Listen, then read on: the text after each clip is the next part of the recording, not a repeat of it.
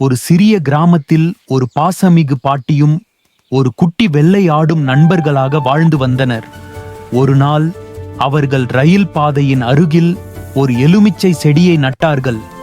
தினமும் அதற்கு தண்ணீர் ஊற்றி அன்பாக கவனித்ததால் அந்த செடி விரைவில் பெரிய எலுமிச்சை மரமாக வளர்ந்து மஞ்சள் பழங்களால் நிரம்பியது. ஒரு நாள் பாட்டி சில எலுமிச்சைகளை பறித்து சந்தைக்கு விற்கச் சென்றார். மரத்தை காக்க ஆடு அங்கேயே இருந்தது.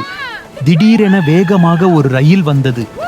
ஆடு அதை நிறுத்த முயன்றாலும் ரயில் மரத்தை மோதி தகர்த்தது.